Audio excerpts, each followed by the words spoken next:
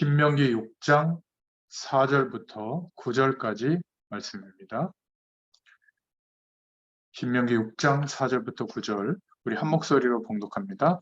이스라엘아 들으라. 우리 하나님 여호와는 오직 유일한 여호와이시니 너는 마음을 다하고 뜻을 다하고 힘을 다하여 내 하나님 여호와를 사랑하라. 오늘 내가 내게 명하는 이 말씀을 너는 마음에 새기고 내 자녀에게 부지런히 가르치며 집에 앉았을 때에든지 길을 갈 때에든지 누워있을 때에든지 일어날 때에든지 이 말씀을 강론할 것이며 너는 또 그것을 내 손목에 매어 기호를 삼으며 내 미간에 붙여 표로 삼고 또 내 집 문설주와 바깥문에 기록할지니라. 아멘. 네, 신명기 전체 말씀의 제목은 하나님의 말씀을 마음에 새기고 가르치며 라고 말씀의 제목을 삼았습니다. 이 신명기서는 이스라엘이 출애굽해서 광야길을 걸어가는 중에 이제 레위기, 민수기, 신명기의 말씀을 하나님이 허락하시는데요. 이 신명기는 이제 가나안 땅을 바로 목전에 두고 신명기, 하나님의 계명을 더욱 자세하게 설명해 주는 책이다. 그러니까 하나님이 주신 그 언약을, 약속을 리마인드 해주는 책이다. 새롭게 말씀하는 책이다. 이렇게 한문이 되어 있습니다. 영어로도 제가 거기 적어놨는데요. 그런 뜻입니다. 배경은요, 모세가 이제 죽음 직전에 이스라엘 백성들이 약속의 땅, 메시아가 오실 땅, 가나안 땅이죠. 그 약속의 땅에 들어가기 직전에 이제 설교한 내용이에요. 그래서 모세의 설교를 통해서 다시 역사적인 사건을 들춰가지고 어떻게 우리가 출애굽했고 그리고 어떻게 홍해를 건넜고 어떤 절기를 지켰으며 또 하나님이 열조들에게 약속하신 그 약속을 이제 이루시려고 이제 드디어 이 가나안 땅 앞에 와 있다. 너희들에게 이런 믿음이 필요하니 다시 말씀을 완벽하게 붙잡아라. 믿음이 회복됐으면 좋겠다. 이렇게 이야기하고 후계자를 세우고 죽는 그런 장면까지 이렇게 맞춰지게 됩니다. 그러니까 바로 모압 평지에서 모세가 백성들에게 말씀한 최후의 설교죠. 연설이라고 볼 수도 있고요. 그래서 1장 1절에 보면 이는 모세가 이스라엘 무리에게 선포한 말씀이니라 하면서 쭉 기록되어 있습니다. 그래서 하나님의 약속대로 믿고 나아갈 때는 축복하겠지만 그렇지 않을 때는 굉장한 멸망이 있을 것이다. 이렇게 경고하는 말씀들도 있죠.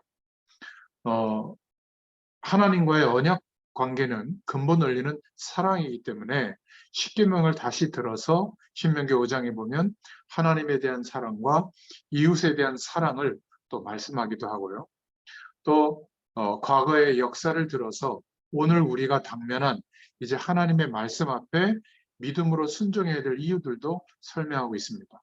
그리고 하나님의 말씀, 약속이 이루어지는 그 방향을 두고 공동체가, 민족이 이루어졌기 때문에 모든 삶의 영역에 약속 붙잡고 나아가는 믿음을 강조합니다. 그래서 의식법, 종교법, 시민법, 형법으로 구분할 수 있는 모든 생활에 대한 또 말씀이 들어있고요. 또 보상과 형벌에 대해서 말씀하고 있고, 그리고 앞에 놓여 있는 저 가나안 땅을 향해서 이제 정말 믿음으로 나아가기를 이제 나이 든 모세가 백성들에게 정말 한을 가지고 말씀하는 그 내용이 통독을 해보시면 마음에 부딪힐 겁니다. 이런 전체적인 배경을 모르고 성경을 이렇게 읽어보면 장절에 이렇게 매여서 그냥 부분적인 내용을 생각하다가 뭔 뜻이지? 이러다가 전체 메시지는 잘 안 들어오거든요. 그래서 전체 메시지가 이런 방향에서 주어졌구나. 그러면 신명기의 말씀은 이제 가나안 땅을 눈앞에 두고 완전한 하나님의 말씀, 그 현장을 정복하고 그 현장을 회복시킬 그 완전한 말씀을 모세를 통해서 말씀하고 있구나. 우리도 인생을 마감할 때 모세와 같은 중심의 내용을 가지고 후대들에게, 다음 세대에게 이 축복의 언약을 전달할 수 있기를 축원드립니다.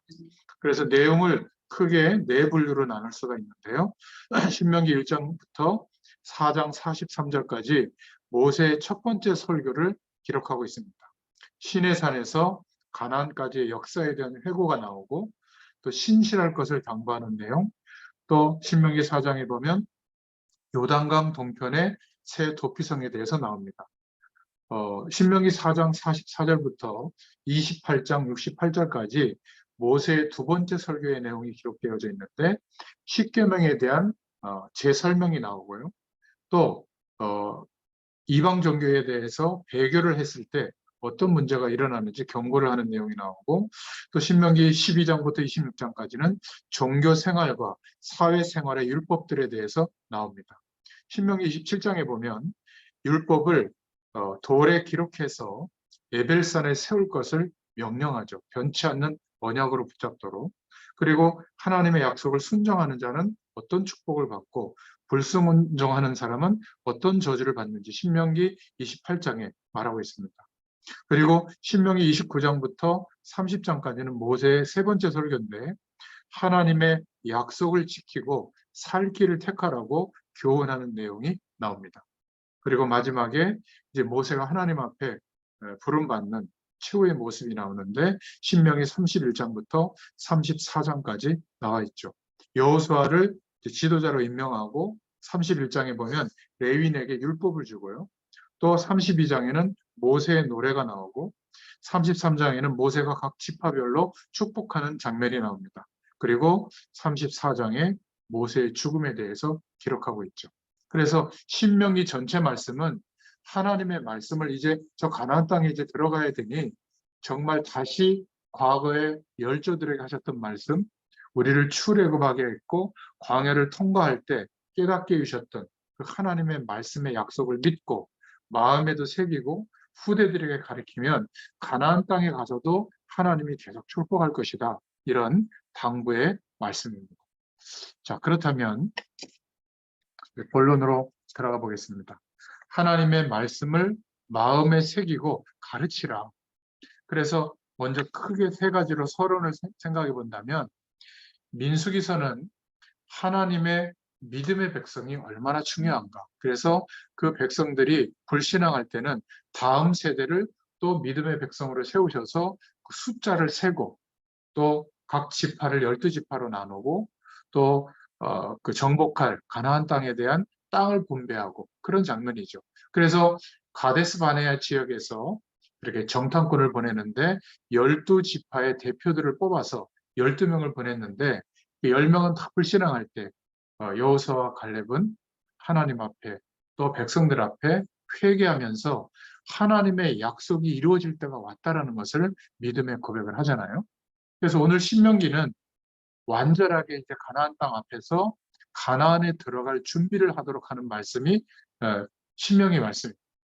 창세기는 이 인간과 세상의 근원적인 문제가 무엇인가 거기에서 회복될 수 있는 답, 창세기 3장 15절에 말하고 있는 여인의 후손이 오면 오실 메시아의 약속을 붙잡도록 하고요.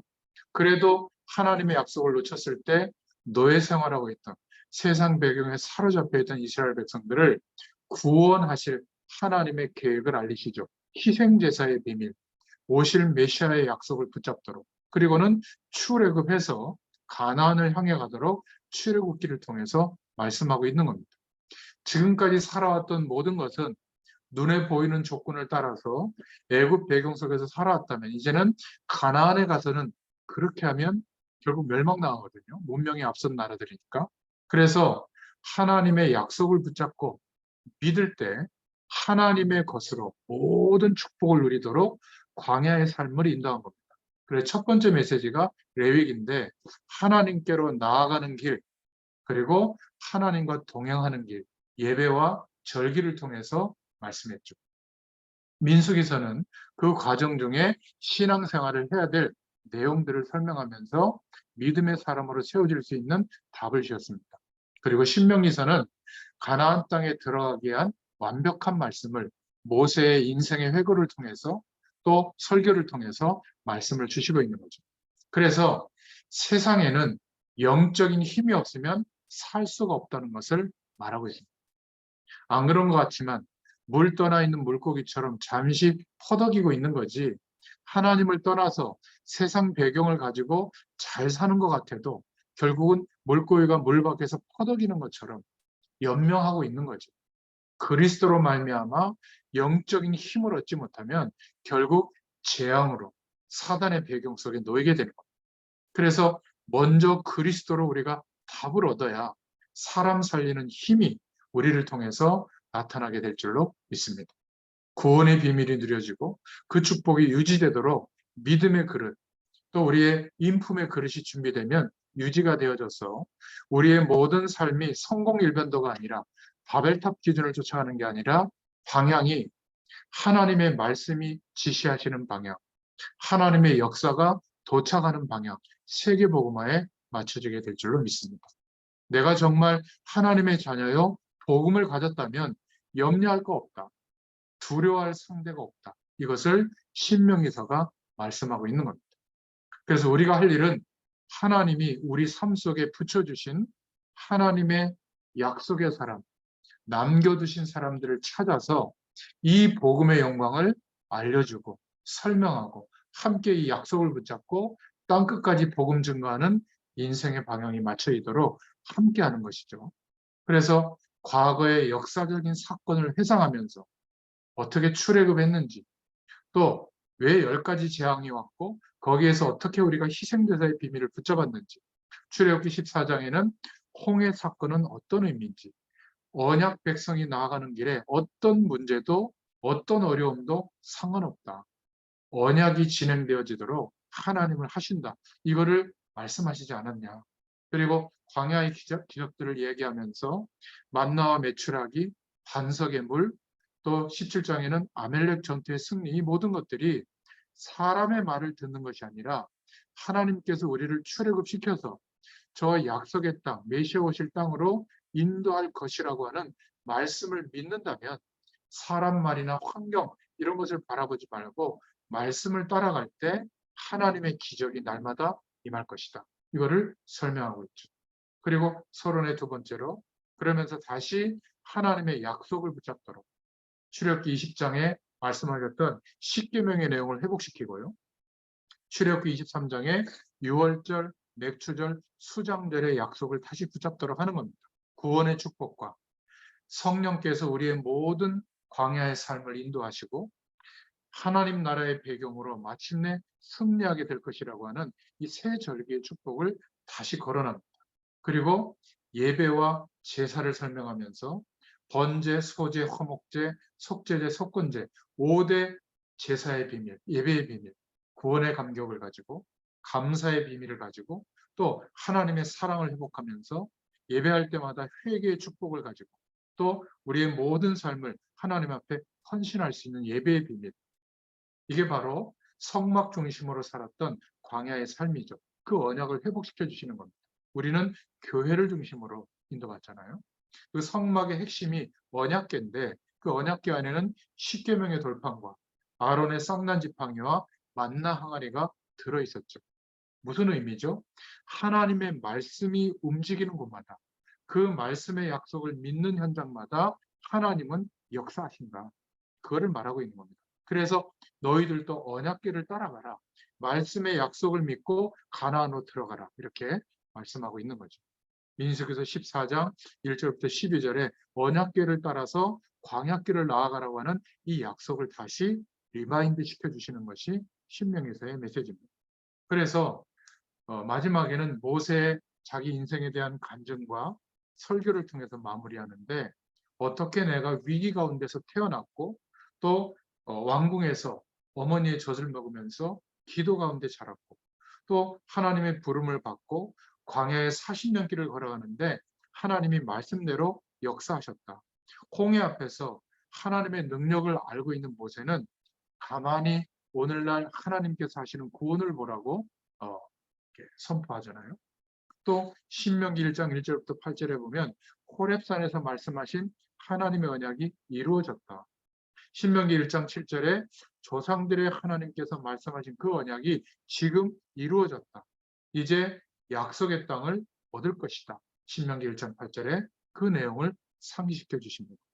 그래서 모세는 자기의 업적, 자기의 어떤 훌륭한 것을 이야기하지 않고 전부 인생을 들어서 하나님의 약속에 대한 믿음을 강조하고 하나님 앞에 부름을 받습니다. 자, 그렇다면 이 신명기의 말씀을 여러분들이 이런 관점으로 통독을 해보시면 분명히 저와 여러분들에게 하나님이 하시는 우리의 과거와 현재와 미래를 두고 신명기서에서 주시는 하나님의 말씀이 보여지고 들려지게 될 겁니다. 그래서 우리는 복음의 메시지가 붙잡아져야 나중에 설교 말씀을 들을 때 또는 어떤 중요한 은혜를 받을 때 신명기의 말씀을 본문으로 설교 말씀을 들으면요. 신명기 전체가 우리의 마음에 담겨요. 그런데 이런 성경 통독을 통해서 성경 전체가 이렇게 복음으로 정돈되어 있지 않으면 부분적인 단어, 부분적인 문장 이거 가지고 맞다 틀리다 싸움밖에 안 되거든요. 목사님이 설교할 때는 어떤 성경 본문이 좀 틀릴 때도 있고 통계가 틀릴 때도 있고 또 그 현장과 그 시대에 맞게 그 시간표에 맞게 주제적으로 설명할 내용을 위해서 성경 본문을 정하기도 합니다.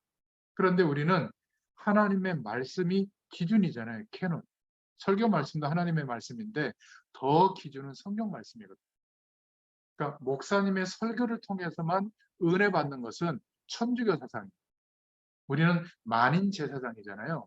그래서 성경 말씀을 천주교 시절에는 그 평신도들에게 안 줬습니다. 성경은 사제들에게만 있고 라틴어로 성경을 기록해 놨거든요. 그 나라 말로 번역을 안 시킨 거예요, 일부러. 왜냐하면 성경의 경건성을 유지하고 사제들에게만 말씀을 강론하는 그런 권한이 있다. 이렇게 설명을 했거든요. 그러니까 이상한 말을 해도 전혀 성경적이지 않은 말을 해도 알 수가 없었던 거죠. 개신교가 시작되면서 종교개혁이 시작되면서 각 나라 말로 번역이 일어나고 그리고 독일에서 종교개혁이 완성된 것은 각 봉건 영주들, 그 성주들이 이 루터를 보호했기 때문에 독일 말로 성경이 번역될 수 있었던 겁니다. 그래서 급속하게 개신교가 이제 시작이 되는 발판이 되게 된 거죠. 우리는 지금 번역 성경이 많이 발전되어져서 옛날 성경은 거의 구어체로 되어 있기 때문에 참 이해하기 어렵지만 지금도 많이 이제 문어체로 되어 있었기 때문에 지금은 우리가 말하는 언어로 많이 구어체로 번역이 되어 있지만 이 개역 개족판도 보면 약간 문어체 형식을 띄었어요. 공동번역 성경이나 표준 세번역 성경 이런 거를 보면 지금 우리가 쓰는 구어체 말하는 말로 되어 있기 때문에 훨씬 이해하기가 쉽거든요. 그렇다고 해도 신명기가 말하고 있는 복음 메시지가 마음속에 담겨 있어야 돼요. 그래서 두 가지로 설명하자면 1세대 복음 받은 우리가 또 부모된 세대가 다음 세대를 위해서 신명기 말씀을 통해서 깨달아야 될 말씀 이렇게 정리를 했고요.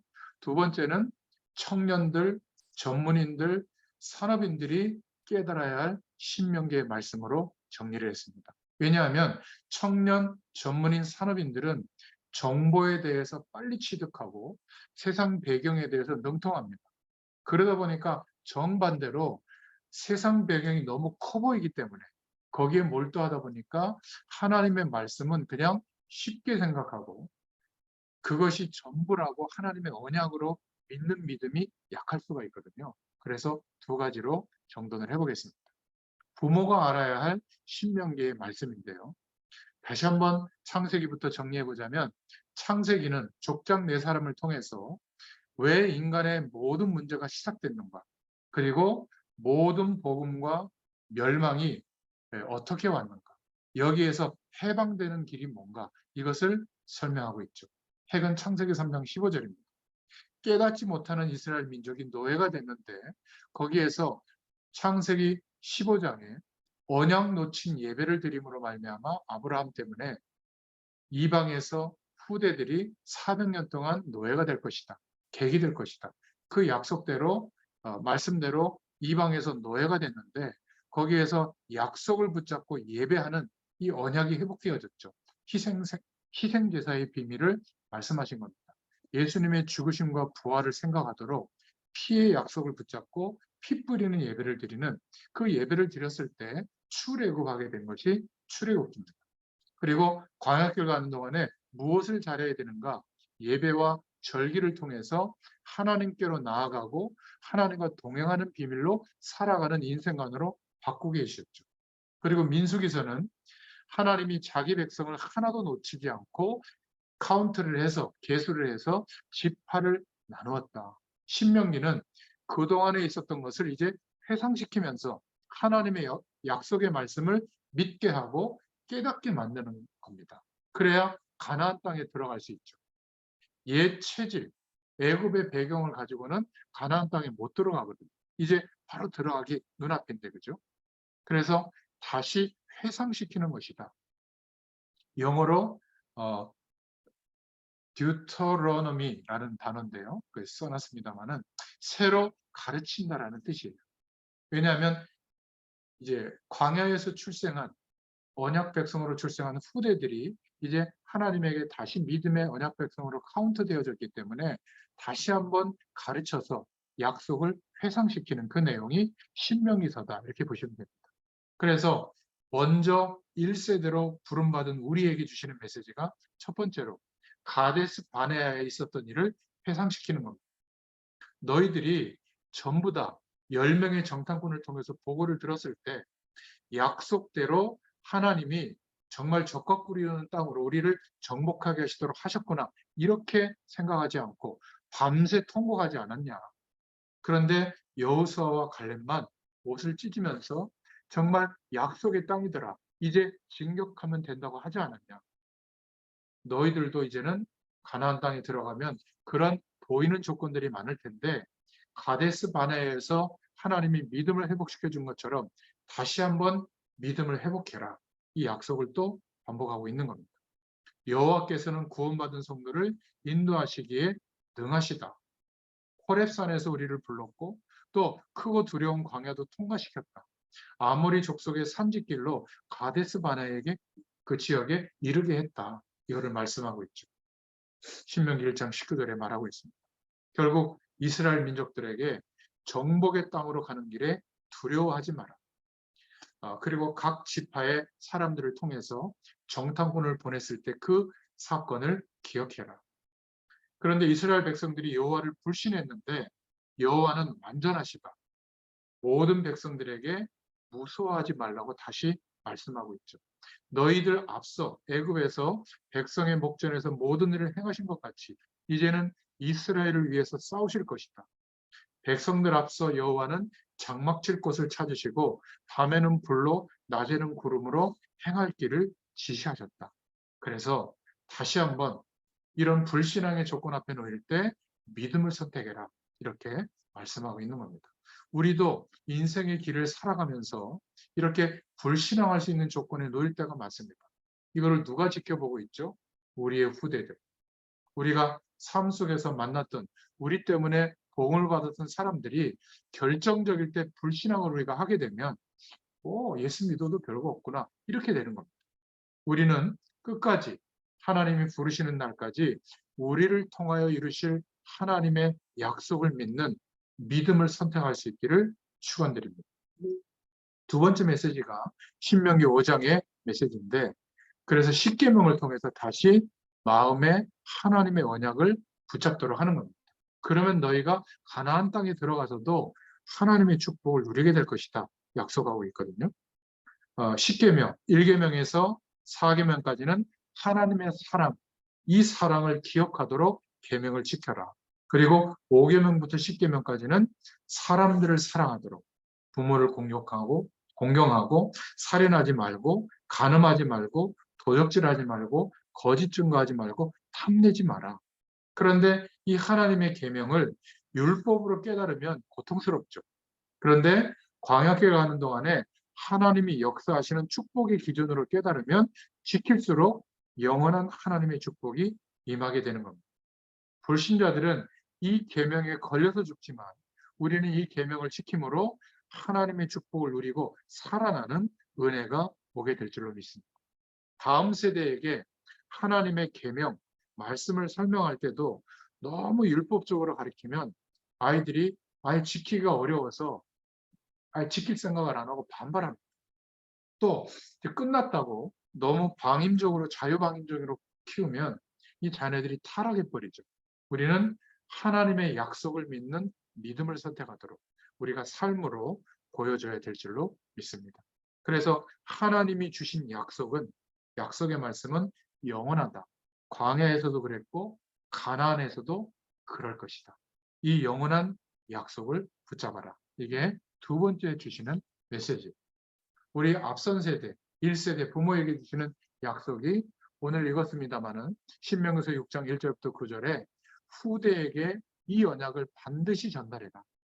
단순한 성경 공부가 아니라 후대들의 의식 속에, 잠재의식 속에 하나님의 약속, 예수 그리스도를 믿는 믿음이 능력이 되도록 그렇게 전달하라는 거예요. 무디, 웨슬레, 루터도 전부 어릴 때 복음이 들어갔죠. 어릴 때 복음이 들어간 후대들은 하나님의 능력이 나타나게 되어 있습니다. 이 규례를 주셨는데 이 후대에 대한 언약을 너희들이 지키면 건너가서 얻을 그 땅에서도 행해라. 그러면 평생의 자손과 개인에게 행하면 너희의 날을 장구하게 할 것이다. 젖과 꿀이 흐르는 땅에서, 가나안 땅에서 번성하게 될 것이다. 그래서 이스라엘아 들으라 이러면서 모세가 설교하죠. 오직 하나인 유일하신 여호와를 기억하고 너는 마음과 성품과 힘을 다하여 여호와를 사랑하라. 마음에다가 이 말씀을 새기고 어디서든지 이 말씀을 강론해라. 손목에 매어 기호로 삼고 미간에 붙여서 표로 삼고 문설주와 바깥문에 기록해라. 무슨 의미죠? 우리 다음 세대에게 유일성의 교육을 해라. 하나님과 함께 할 수 있는 하늘 보좌의 축복을 누릴 수 있는 유일한 길은 예수 그리스도밖에 없다. 오실 메시아의 약속을 붙잡는 것밖에 없다. 그래서 우리가 가나안 땅에 가는 것이다. 이 말씀만이 유일하다.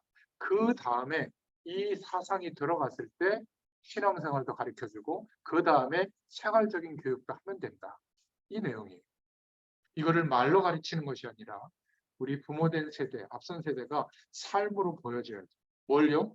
직접 간접적으로 예수 믿는 것이 자부심이 되도록 깨닫도록 도와줘야 될 줄로 믿습니다. 우리가 어렵게 살 수는 있거든요. 좀 배움이 낮을 수도 있습니다. 그렇다고 해서 하나님이 함께하는 축복을 못 누리는 조건은 없어요. 예수 그리스도를 믿는 믿음 안에서 하나님이 함께하는 축복을 100% 누릴 수가 있거든요. 이것을 보여주라 그 말이에요. 중요한 일이 일어났을 때 자녀들에게 설명해 줄 수 있어야 됩니다. 아유, 그따위로 살더니 꼴 좋다. 이거는 정말 하나님의 약속을 못 믿는 사람들이잖아요. 지금이라도 세상 배경을 가져야 된다. 노력해라. 이거는 애굽으로 돌아가자라고 선택한 것과 똑같은 겁니다. 세상 배경이 필요 없다고 담쌓는 것은 불교 이론이에요. 우리는 세상에서 열심히 사는 게 아니라 생명 거는 겁니다. 왜죠? 하나님의 영광을 나타내기 위하여. 그런데 생명 건 그것 때문에, 노력 때문에 복이 오는 게 아니라 하나님의 약속을 믿는 믿음 때문에 하나님께서 약속하신 축복을 허락하시는 것을 가지고 사는 거예요. 이걸 말해주는 겁니다. 후대들에게. 그럴 때 뭐가 생기죠? 내가 하나님의 자녀구나. 자부심이 생깁니다. 이 영원한 하나님의 구원의 축복이 누려지니까. 그리고 하나님의 자녀된 자존심이 있잖아요. 여기서 내가 낙심하고 실망하고 포기할 수가 없는 겁니다. 약속의 말씀 붙잡고 내 힘이 안 된다면 하나님의 도우심, 성령의 도우심을 구하면서 도전하게 되는 거죠. 이거는 I can do, 적극적 사고방식의 흐름 속에서 나오는 도전이 아니라 하나님의 자녀된 자존심이에요. 특히 산업인들, 전문인들은 기억하셔야죠. 내가 여기서 중단될 수가 없는 거예요. 아니, 불신자들도 넘어지고 일어나서 도전하는데 왜 우리는 포기합니까? 아니에요. 기도하면서 하나님이 약속하신 그 시간까지 도전할 수 있기를 바랍니다. 그러면 하나님의 뜻과 계획이 맞다면 그리스도 안에서 무엇이든지 할 수 있다. 이런 삶의 자긍심이 회복될 줄로 믿습니다. 후대들에게 성경 말씀만 가지고 이론적으로 설명하는 게 아니라 우리의 삶 속에서 후대들을 향한 하나님의 언약이 너희들에게도 전달되어야 될 것을 우리를 통해서 하나님은 알리시기를 원하십니다. 자, 네 번째 메시지는요. 신명기 7장 1절부터 11절의 말씀인데 택하신 백성에 대한 회상입니다. 너는 여호와 내 하나님의 성민이라. 내 하나님 여호와께서 지상 만민 중에서 너를 자기 기업의 백성으로 택하셨나니, 이렇게 말씀하고 있는데요. 택하신 백성에 대한 회상입니다. 이스라엘 백성들을 하나님의 성민으로. 그래서 저는 이 말씀을 근거로 저희 둘째가 태어났을 때 임성민이라고 이름을 지었거든요. 하나님의 택한 백성이다. 너를 자기 기업의 백성으로 택하셨다. 이렇게 저는 생각하고 이름을 지었는데요. 이러면서 신명기 7장에 택한 이스라엘 백성들에 대해서 뭐라고 말씀하고 있냐면, 이방인의 유혹을 받지 마라. 너희들은 하나님의 택한 선민이기 때문에 만약 그렇다면 그들을 동정하지도 말고, 그들과 언약하지 말고, 약속하지 말고, 혼인하지도 마라. 그들의 신을 섬기지도 마라. 그러면서 이방인의 현장에서 앞으로 그 가나안 땅에 들어가면 다 이방신을 섬기고 있을 텐데, 그들의 우상 섬기는 우상 숭배의 단을 깨트려라. 아세라 목상과 우상을 불살라라. 이렇게 명령하고 있고요. 그리고 너희는 택하신 백성임을 기억해라. 만민 중에서 자기의 기업의 백성으로 택한 하나님의 성민이다. 그래서 강대국을 부른 게 아니라 하나님의 기뻐하시는 언약을 믿는 백성을 부른 것이다. 그래서 너희들을 애굽에서 그 모든 죄악에서 속량해 준 백성이 됐다. 그러면서 너희들은 알아라. 이 언약을 지키면 천대까지 하나님의 인애를 받을 것이다. 너를 미워하는 자는 내가 보응을 내릴 것이고, 그래서 너희들은 규례와 법도를 지켜서 하나님의 말씀을 믿는 언약 중심의 삶을 살아라. 이렇게 말씀하고 있는 겁니다. 1세대 부모인 1세대 믿음을 받은, 복음을 받은 우리에게 주시는 메시지죠. 신명기서 8장을 통해서 다섯 번째로, 그래서 너희들에게는 약속된 이스라엘이 차지할 아름다운 땅이 기다리고 있다. 만나를 주신 것도 그 말씀의 언약이 이루어질 것을 믿게 하려고 한 것이다. 40년 동안 의복이 해하지 않고 그 모든 걸음을 지키신 여호와를 기억하게 하고, 생수가 터지게 하고, 이 모든 것이 부족함이 없는 것은 열조에게 맹세한 그 땅, 가나안 땅으로 들어가게 하려고 한 거다. 여호와를 찬송케 하려고 하나님이 그렇게 하셨다. 우리에게 적용하자면, 우리를 복음 속에 부르실 때 아직도 100%안 믿고 있겠지만 우리 인생을 통해서 세계복음을 하시겠다는 거예요. 그 약속을 믿으라는 겁니다. 그 약속의 주인공이 바로 너희들이라는 거예요. 그 노인 모세가 죽음을 앞두고 가나안 땅 바로 목전에서 가슴 속에 있는 언약을 그 세대들에게 지금 전달하고 있는 거죠. 광야에서 주시는, 만약 이 민족만 생각하면 이거는 민족주의가 돼버리죠. 그런데 광야에게 주시는 명령을 기억해라. 너희들에게 말씀을 주시고 애굽에서 건지신 이유가 가나안 땅에 가게 하신 이유인데, 그 가나안 땅은 어차피 메시아가 오실 여러 땅 중에 한 땅을 선택하신 것뿐이다. 이제 너희들을 통하여 열방이 복을 받도록 이 축복을 허락한 거 기억해라. 그러면 능력을 주시면서 그 약속을 이룰 것이고, 여호와를 잊어버리면, 우상에 빠지면 멸망할 것이다. 저 다른 열방의 나라들처럼 멸망받지 말고 여호와의 말씀을 청종하라. 이러면서 신명기서 8장에 말씀하고 있죠. 그러면서 너희들은 준비해라. 가나안 땅에 들어갈 준비를 하는데 믿음을 준비하고, 그 믿음이 바로 가나안 땅을 정복할 준비다. 기억하시기 바랍니다. 예수 믿는 우리만 축복하는 게 아니에요. 우리를 먼저 예수 믿게 하신 것은 우리를 통해서 땅끝까지 이 복음을 증거하도록 하나님이 우리를 대표적으로 먼저 불러주신 줄로 믿습니다. 월등히 나아서가 아니라 지명하신 거예요.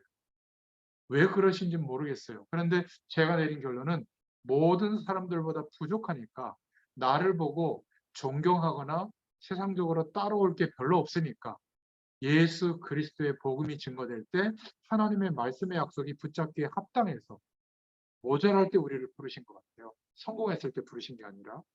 말씀을 듣는 분들 중에 성공하신 분들은 그냥 바울이라고 생각하시면 돼요. 저는 모자랄 때 부름을 받은 것 같습니다. 그래서 제가 복음을 이야기하면 제가 어느 대학을 나왔는지, 제 재산이 얼마인지, 제가 어떻게 삶을 경건하게 사는지 이런 거는 관심도 안 갖고 이상하다. 저 목사님 설교하는 거 들으면 정말 복음이 뭔지 알겠네. 이렇게 반응이 일어나는 거 보고 감사하게 생각을 해요. 그래서 저는 박사학위도 없고요. 어마어마한 목회도 하지 않고 저희 목사님을 섬기고 있는 30년 동안 한 교회에서 부교육자로 섬기고 있는데 하나님이 말씀으로 역사해 주시니까 그걸 믿고 순종하면서 따라가고 있거든요. 가장 말씀 심부름하기에 합당한 것 같아요. 저와 여러분도 그런 줄로 믿습니다. 모자랄수록 낙심하는 게 아니라 감사할 수 있기를 바랍니다. 그래서 우리가 복음의 심부름을 할 때 가장 복음이 적나라하게 드러날 줄로 믿습니다. 우리의 연약함을 감추지 말고 이 연약한 우리에게 하나님의 말씀이 임했을 때 어떤 축복이 나타나는지를 설명하는 겁니다. 세상적으로 잘 된 거 말고 그거는 불신자도 잘 되잖아요. 영원한 하나님의 축복이 임했을 때 내게 어떻게 경험되어졌는지 이것을 말해줄 수 있어야 될 줄로 믿습니다. 그 준비를 하라는 거죠. 그래서 하나님의 자녀될 사람들을 위해서 어딘가는 그리스도를 보내야 되는데 그게 가나안 땅이에요. 그래서 그 땅으로 지금 가게 하고 그 땅으로 들어갈 때는 약속을 붙잡고 가야 되잖아요. 그래서 레위기, 민수기, 신명기의 말씀을 앞에다 두고 이제 여호수아서 정복할 말씀을 이제 다음 주에 보겠죠. 저희들을 복음 속에 부르신 이유, 이 시대에 남겨진 사람으로 그루터기로 부르신 이유, 영어로 표현하자면 렘넌트라고 할 수 있죠. 남겨진 자. 우리가 이 약속을 붙잡고 믿음이 회복되어지면 이 시대에 우리와 관련된 모든 현장에 하나님의 축복은 누구를 통해서요? 우리를 통로 삼아서 하나님은 역사해 주십니다. 그것 때문에 우리 인생의 많은 시간을 걸쳐서 믿음 회복하도록 말씀의 약속을 믿도록 하나님이 인도하시는 줄로 믿습니다. 자, 큰 두 번째로 청년, 전문인, 산업인들이 알아야 할 신명기서의 복음 메시지입니다.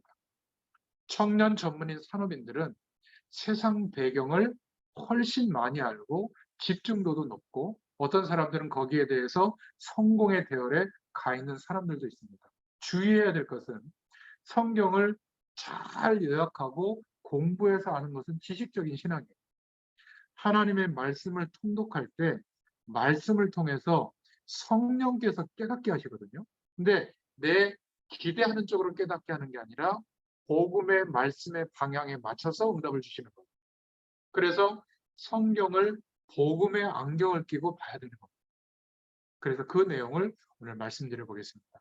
첫 번째로 주신 메시지가 저는 이렇게 봤어요. 신명기 12장 29절부터 32절에 다른 신을 섬기지 마라. 왜냐하면 하나님 없이도 성공의 가능성을 세상에다 만들어 놨잖아요. 모든 시스템과 내용들을.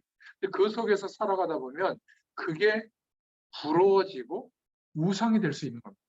우리는 형상을 만들어 놓고 빌지는 않지만 돈, 성공의 조건들, 많은 어떤 시스템들.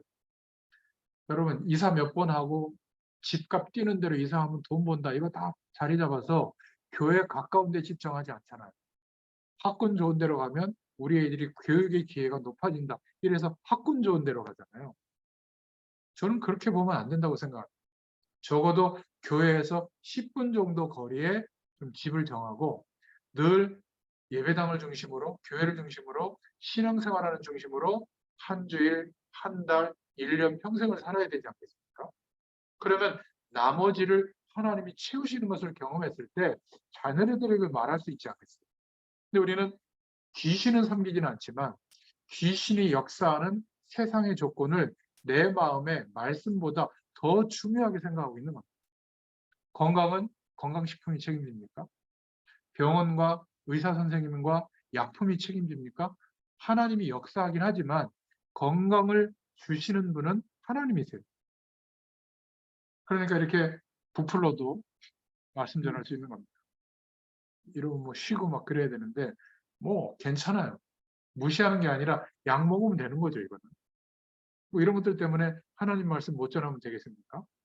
저는 뭐 괜찮아요. 물론 집에 가면 약간 아프긴 하더라고요. 너무 많이 얘기하니까. 아무튼 왜 다른 신을 섬기지 말라고 하느냐. 불신자들의 배후에는 숨겨진 영적 사실이 있는데 아무리 노력해도 자기 마음속에 가장 중요한 질문에 답이 안 와요. 성공해도. 그래서 어쩔 수 없이 무언가 영적 현상과 기적 같은 일이 일어나는 쪽으로 마음과 생각을 담는 겁니다. 그게 돈이라면 돈에 생명 걸고요. 그게 명예라면 명예에 생명 걸고, 그게 권력이라면 권력에 생명 거는 겁니다. 그래서 그 배경을 통로 삼아서 사단의 세력이 완전히 장악해 버리거든요. 그 인생의 시기와 노력이 합쳐져서 등장하는 게 재앙입니다. 결국 실패합니다. 이게 성경이 말하고 있는 메시지인데, 요한복음 8장 44절에 영적으로 너희의 압이 막이라고 표현하고 있거든요. 하나님께 속하지 않고 있기 때문에, 속할 수가 없기 때문에 마귀에게 속해 있는 겁니다.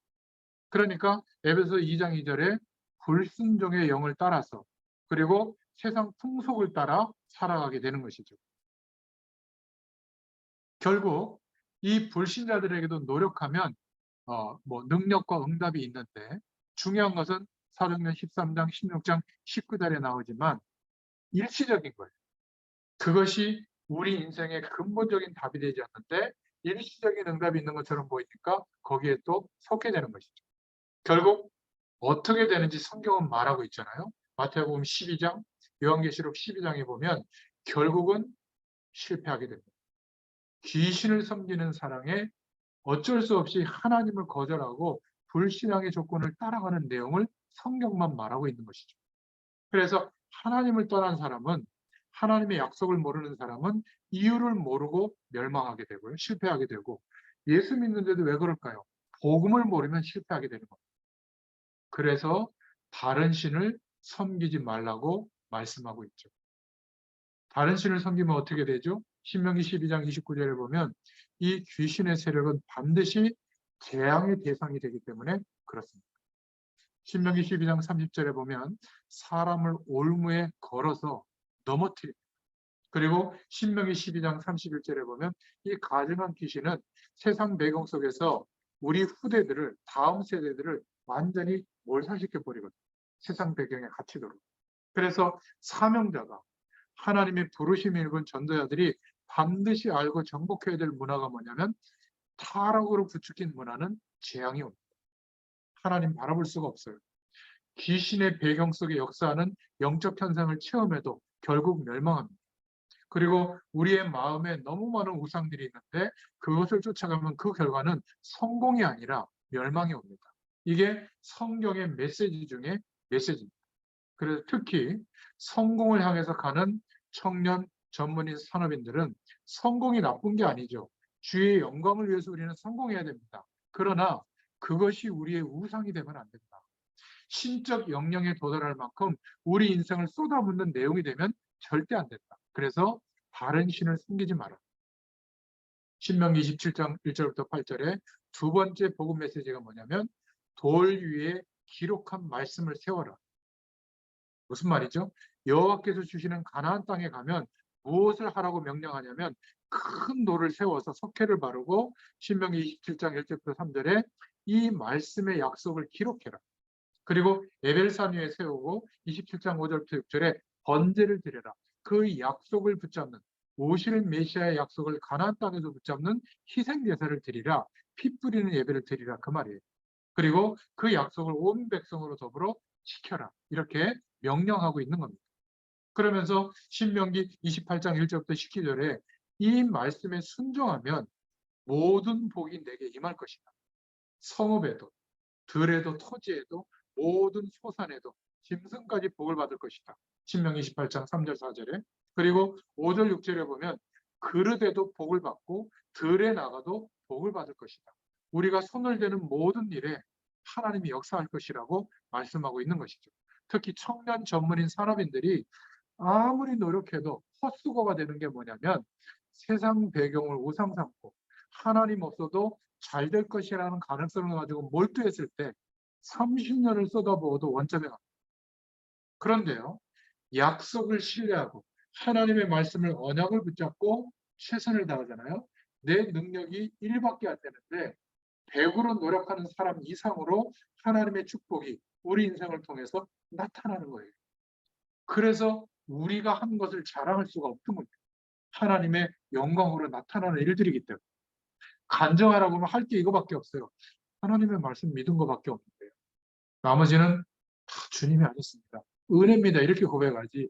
내가 새벽 기도를 며칠 했는데 이런 응답이 오고, 요 말씀을 붙잡았더니 이런 응답이 오고, 주일 강단의 말씀이 이랬더니 막 이렇게 응답이 오고, 안 붙잡았더니 이렇게 문제가 오고, 그거는 굉장히 이상하게 신앙생활이 편협해지는 거예요. 그거는 불교 이론보다도 못한 겁니다. 하나님의 약속은 어떤 상황에서도 성취됩니다. 그것을 알게 되도록 주일 강단도 있는 거죠. 우리 인생 전체가 하나님의 인도하심 속에 있거든요. 아무리 사단의 역사하는 불신앙의 배경 속에 우리가 던져줘도 궁극적으로는 승리하게 돼 있어요. 우리에게 신명기의 말씀을 통해서 그래서 언약 붙잡으라고 돌 위에 말씀을 기록해라. 그 말이에요. 우리의 심령에다가 하나님의 말씀을 기록해라. 우리 후대들에게도 우리 전문 현장에도 이 축복이 전달되어야 될 줄로 믿습니다. 특별히 정말 다음 세대에게 인턴십을 하는 그런 위치에 서서 전문인들이 그 후대들을 교육할 때도 이 약속을 전달해야죠. 아직 예수 안 믿는 사람들은 예수 믿도록 도와주고, 예수 믿었다면 설교가 아니라 내 인생을 통해서 설명하는 겁니다. 제가 클래식 음악을 30년 가까이 하루에 8시간, 10시간 연습했던 음악 전문인들을 만났을 때 처음 한 얘기, 이렇게 얘기했어요. 여러분들은 음악인으로서 평생 준비가 됐는데 그 음악인의 기준으로 살면 재앙이 옵니다. 음악이라는 기준이 없어도 그리스도로 말미암아 행복할 수 있다면 하나님은 그때부터 여러분들이 갈고 닦았던 음악이라는 도구를 쓰실 겁니다. 우리가 이걸 말해줘야지. 음악인들을 만나서 오케스트라 편성하고 합창단 만들고 공연하고 그런 예술 작품을 가지고 하나님께 영광 돌려드리는데 말은 맞지만 이 사람들은 아직 복음으로 살 수 있는 사람이 아닌데 그 기능을 발휘하면 발휘할수록 스트레스 받지 않겠어요? 무대 복장하고 사람들 스포트라이트 받으려고 하고 그러니까 항상 그런 행사를 할 때 싸우잖아요. 서로 돋보이려고. 이익을 자기가 가져가려고. 하나님께 영광 이러면서 주인공 자기가 하려고. 그렇지 않습니까? 그래서 저는 그렇게 얘기를 했어요. 혹시 우리 교회 오시면 한 3년 정도는 아무것도 맡지 말고 그냥 주일 예배만 드리시라. 집이든 뭐 솔리스트는 악기 이런 거 맡지 말고 그냥 예배 드리시라. 그래서 이제는 내가 이런 악기와 음악이 없어도 살만할 때 그때 헌신하시. 그러면 사람들의 시선이 눈에 안 들어올 거다. 정말 찬양할 수 있는 사람이 될 거다. 이렇게 얘기해 줬거든요. 근데 아니에요. 전부 다 적극적 사고방식의 최고봉의 노력을 하라고 그렇게 요구하는 겁니다. 교회 안에서. 그러면 그 전문인들이 와서 지쳐요. 열심히 하고 나는데. 왜? 세상하고 똑같거든요. 잘하면 복 주고 잘 안 하면 하나님이 벌 주고 이런 하나님이 아니에요. 우리가 말씀을 지키는 것은 왜 그렇죠? 그게 살 길이니까 지키는 거지. 그것 때문에 복이 오는 게 아니라 하나님의 언약 때문에 약속했기 때문에 하나님의 축복이 임하는 줄로 믿습니다. 그래서 이 말씀을 하나님의 말씀을 중심으로 내 감정, 내 느낌, 내 경험을 중심으로가 아니라 이사야서 40장 6절부터 8절에 하나님의 말씀만 영원하니까 히브리서 4장 12절에 그 말씀은 살았고 운동력이 있어 모든 것을 감찰해 주시는 말씀이 되니까 로마서 15장 4절에 교훈의 말씀이요 고린도전서 10장 11절에 거울로 경계의 말씀으로 주셨으니까 이 말씀을 따라가면 어떻게 되죠? 방향이 보여요. 내가 왜 견뎌야 하는지 내가 왜 도전해야 되는지, 나에게 오늘의 이 일들이 왜 있는지 세계복음화 때문에 하나님이 인도하시는 방향이 보여지는 겁니다.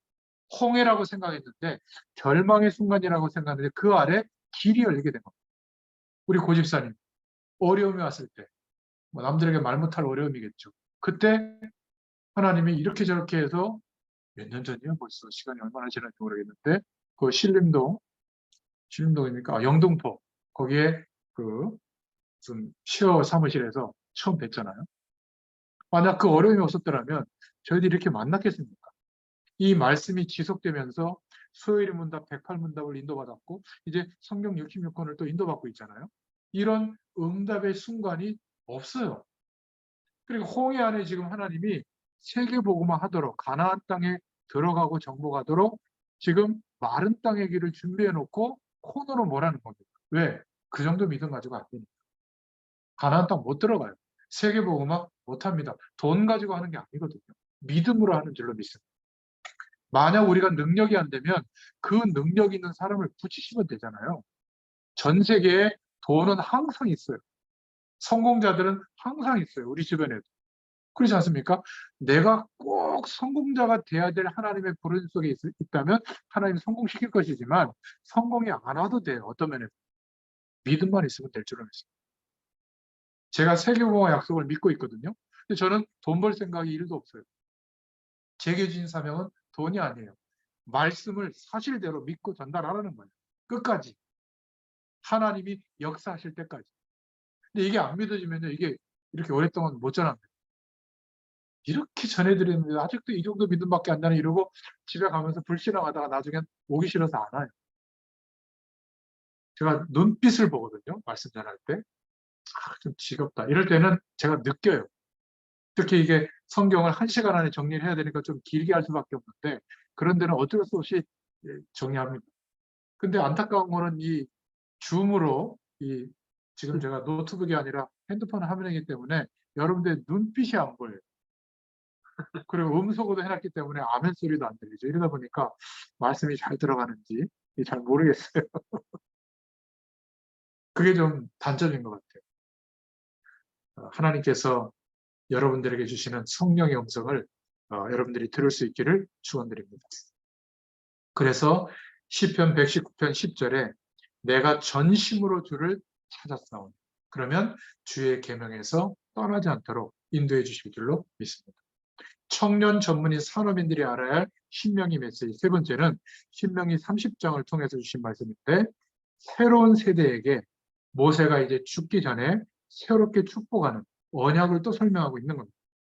기성 세대에게서 배워야 할 교훈이 있다.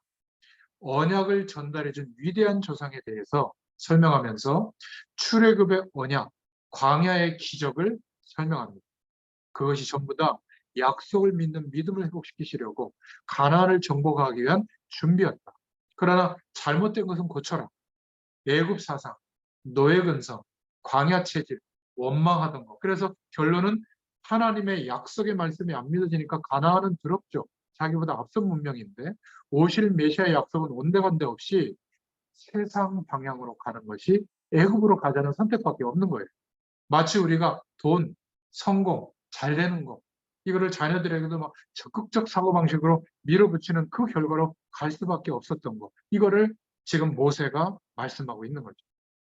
물론 믿음의 선배들, 선생님들 여기에는 지혜가 있죠. 이들을 통해서 복음을 받고 복음을 전할 수 있는 발판을 만들어 주신 겁니다. 그래서 부모 세대, 1세대의 신앙교육, 잔소리 교육을 통과하지 않으면 요즘 MZ세대들은 전부 자기를 위해서 살거든요. 결혼도 안 하고 자녀도 안 낳고. 그런데 죽고 싶다 그래요. 우울증 더 많습니다. 행복의 질이 더 떨어져요.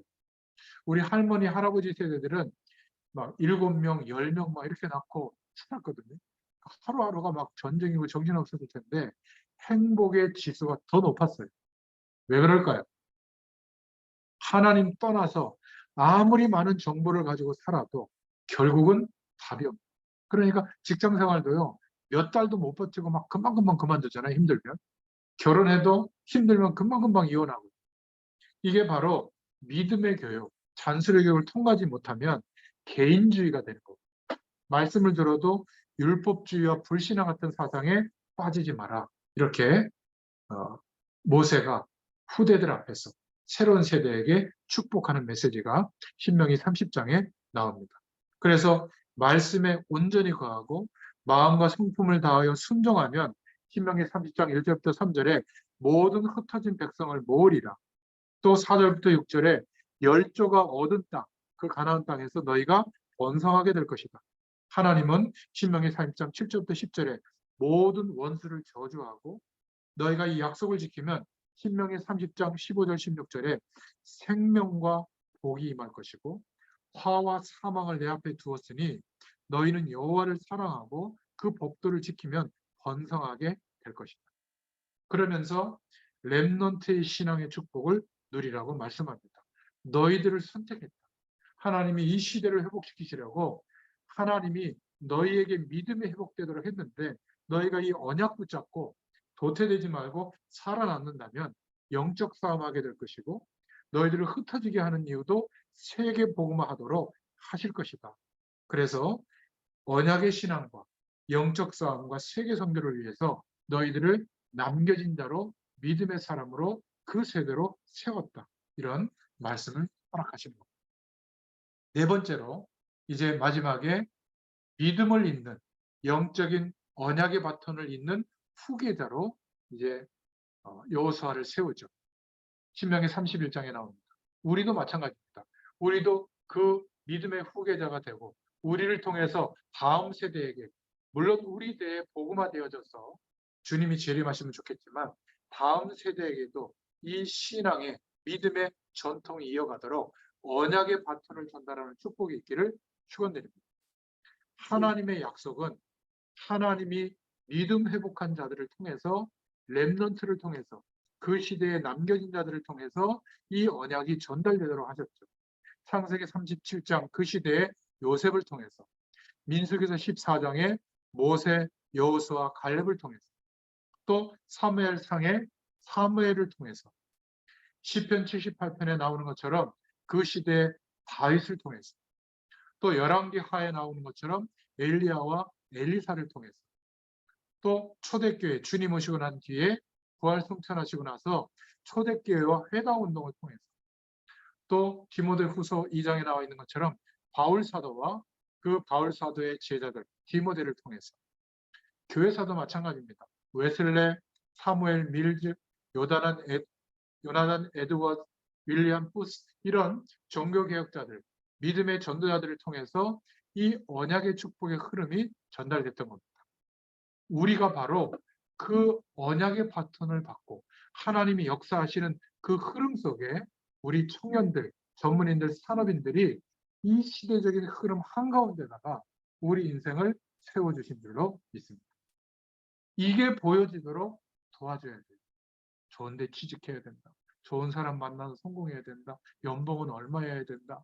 외모를 어떻게 갖춰야 된다. 물론 그거는 상식이죠. 근데 그게 아니라 네가 누구냐. 네가 왜 청년의 때 전문인의 그 시기에 산업인으로서 복음 가진 하나님의 말씀 앞에 너희가 서게 됐느냐. 이것을 저와 여러분을 통해서 전달한다면 우리는 여호수아처럼 믿음을 잇는 후계자가 되라고 하는 모세의 한이 우리에게도 전달된 줄로 믿습니다. 신명기 31장 내용을 보면 한 세대는 가고 새 세대가 오기 때문에 그렇죠. 그래서 여호와께서 여호수아와 함께할 것을 말씀하고 있고요. 여호수아를 통해서 가나안 땅을 멸할 것을 약속하고 있죠. 그러면서 31장 6절부터 8절에 마치 우리 자신에게 하시는 말씀처럼 모세의 음성이 들리지 않습니까? 너는 그래서 마음을 강하게 해라. 담대히 하고 두려워하지 마라. 어떤 것들도 하나님이 이 약속이 이루어질 때까지 너를 버리지 아니할 것이니까 어떤 상황에서도 놀라지 말라. 이렇게 말씀하고 있습니다. 우리가 바로 하나님이 원하시는 이 시대에 남겨진 자로 렘넌트로 부름받은 줄로 믿습니다. 언약이 있는 렘넌트, 믿음이 있는 렘넌트, 담대한 하나님의 약속을 믿고 도전하는 렘넌트, 그리고 한 시대를 다가오는 시대를 준비하는 렘넌트. 만약 우리가 이 믿음의 사람으로 세워졌다면 왕보다 하나님이 보실 때 대통령보다 어떤 지휘자들보다 하나님은 소중한 한 사람으로 보실 줄로 믿습니다. 이 영적 흐름 속에 알고 봤더니 우리를 지금 세우시고 인도하고 있는 거예요. 이게 신명기서의 말씀입니다. 그래서 마지막으로 신명기 34장에 모세가 자기의 생애를 들어서 내가 어떻게 출생했고 성장했고 또 언제 결단했고 그러면서 바로와 싸워서 이겼던 내용, 광야의 기적들 이것을 자기 생애를 통해서 간증하면서 너희들이 역사를 보면서도 깨달아야 된다. 그냥 암기하는 역사, 이해하는 역사, 응용하는 역사로 끝나면 안 된다. 하나님의 약속을 역사를 통해서도 봐라. 내 인생을 통해서도 한번 봐라. 이러면서 모세가 죽음을 맞이하게 되죠. 여리고 맞은편 비스라 산에서 가나안 땅을 보면서 죽는 장면이 나옵니다.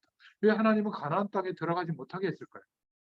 워낙 출중한 지도자였고 하나님의 기적을 모세를 통해서 나타냈기 때문에, 그렇지 않아도 우상 숭배하는 배경이 있던 이스라엘 백성들이 애고의 배경 속에 있었기 때문에 모세를 신으로 섬길까 봐 가나안 땅으로 들어가고, 그래서 모세는 가나안 땅에 바로 목전에서 숨을 거두게 됩니다. 그리고 신명기 34장 7절에 보니까 모세는 죽음 직전까지 눈이 흐리지 않을 정도로 건강을 쉬었어요. 여러분, 하나님의 약속을 믿는 믿음의 사람에게는 하나님께서 책임지십니다. 마지막 그 순간까지 언약을 전달할 수 있도록 책임지시죠. 그래서 숨을 거두기 전에 신명기 34장 9절부터 10절에 여호수아에게 언약을 전달하며 안수하는 장면이 나옵니다. 여러분, 저희들은 하나님의 부르심 앞에, 하나님 계획 안에 있는, 하나님이 부르실 날이 정해져 있잖아요. 시한부 인생을 살고 있습니다. 내가 인생의 시기를 이렇게 생각해 보면서 이제 남겨진 인생 어떻게 살아야 될 건가, 이제 하나님 앞에서 믿음의 고백을 할 수 있기를 축원드립니다. 하루를 살아도 1년을 살아도 이 부르심에 대한 약속을 붙잡고 세계복음화의 방향을 두고 인도받아야 될 줄로 믿습니다. 그러면 하나님은 지금도 성경에 나타내셨던 하나님의 역사를 우리에게 나타내십니다. 이 시대 앞에, 복음의 약속이 희미해지는 시대 앞에 하나님께서 역사하실 줄로 믿습니다. 우리를 통하여, 이 하나님의 남겨진 자들을 통하여 역사하시는 이 렘넌트 운동이 계속돼야 될 줄로 믿습니다. 기도하겠습니다. 하나님, 너무 감사합니다.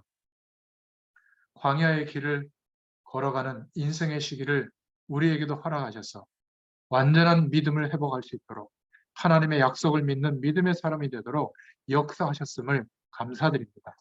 이제 우리 인생을 부르시고 인도하시는 그 방향, 세계복음화를 향하여 전도와 선교를 두고 우리의 매일매일을 축복하시고 인도하심을 믿고 나아가게 하여 주시옵소서.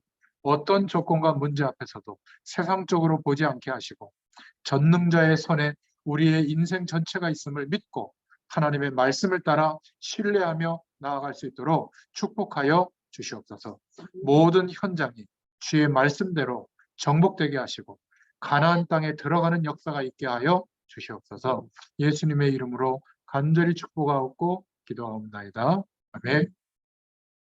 감사합니다. 아이고, 감사합니다, 목사님.